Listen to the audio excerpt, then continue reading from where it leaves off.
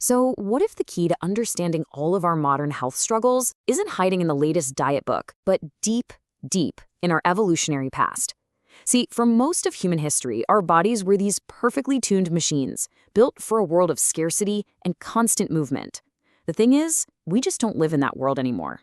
In this explainer, we're going to dive into why our ancient metabolism is clashing, big time, with our modern environment and what that actually means for our health. Ha! The lions got them. Hello to all viewers of my channel. Now, that's a pretty jarring thing to hear, right?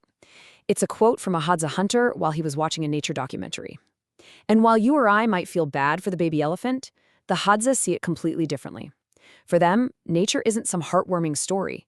It's the raw, unfiltered reality of survival. And getting our heads around that perspective is a really crucial first step to understanding the world our bodies were actually built for. And that leads us straight into this huge mystery, a real paradox when you start looking at our closest living relatives in the animal kingdom. Why is it that we humans are absolutely plagued by diseases that our primate cousins seem to be completely immune to? I mean, think about an ape in a zoo. It's often not very active, kind of like a lot of us working in an office, right? But here's the crazy part. While we are super prone to obesity and diabetes, these apes stay lean, they stay healthy. They just don't get the same chronic diseases we do, even when they're not moving around much. How is that even possible? Well, it really all comes down to how our bodies deal with extra energy. When an ape gets more calories than it needs, its body says, great, let's use this to build bigger muscles and stronger organs. They stay incredibly lean. But our human bodies? Oh, we evolved a totally different strategy. Our bodies were designed to take every single spare calorie and store it as fat, an insurance policy for a famine that, in our modern world, never actually comes. So, to really understand this metabolic engine of ours, we can't just look at apes, and we can't just look at modern city dwellers. We have to study people whose lifestyle is much, much closer to that of our ancestors. People like the Hadza, a hunter-gatherer community living in Tanzania today. And that engine I'm talking about is, of course, our metabolism. But it's not just about burning calories when we go for a run.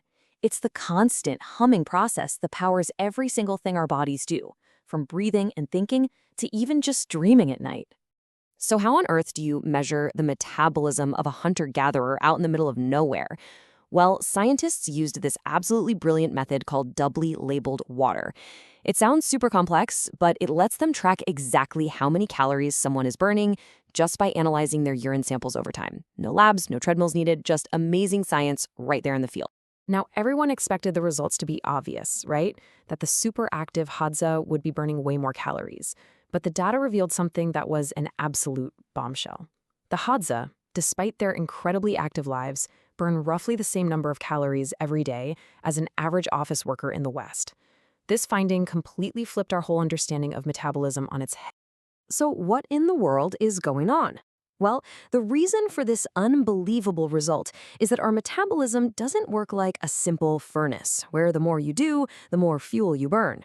Nope, it works more like a very, very strict budget.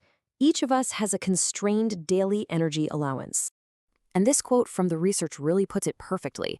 Evolution is a soulless accountant. If your body spends a huge chunk of its energy budget on physical activity, it has to make cuts somewhere else. Maybe it spends less on inflammation or less on cell repair. The total daily budget stays the same. So the Hadza aren't burning more calories. They're just spending their energy budget differently. Okay, so if our metabolism really does have a fixed budget, what happens when we drastically change our lifestyle without changing our fundamental biology? Well, this leads us right to the core idea of this whole explainer, this concept of an evolutionary mismatch. Let's be really clear about this, because it's the most important point. Our metabolism isn't broken. Our bodies are not failing us. They are incredibly sophisticated machines that are perfectly, beautifully adapted for a world that we just don't live in anymore. And this brings us to this really powerful metaphor of the human zoo. Think about it. We have these ancient Stone Age bodies that evolved over hundreds of thousands of years for a life of hunting and gathering. But we've put them in a completely alien environment. We're essentially wild animals living in a zoo of our own creation. And the consequences of this mismatch, they're all around us. The so-called diseases of civilization, things like obesity, heart disease, type 2 diabetes, are absolutely rampant in our zoo. And yet, among people like the Hadza, who live a life that's much more in tune with our evolutionary past, these diseases are almost completely unheard of. So this brings us to the final and really the most important question. We can't all just go back to living as hunter-gatherers, obviously. So given that our biology is ancient and pretty much fixed, what can we possibly do to thrive in this modern world? Is it possible for us to engineer a better zoo for ourselves? You know, our big, clever brain is what gave us the power to reshape the entire planet. But the real question is, are we smart enough to outwit our own ancient instincts? Can we actually use our ingenuity to create an environment that aligns with our biology? Or are we just destined to be sickened by the very world we've built? Subscribe to the channel and like, and also suggest your topics for future videos in the comments.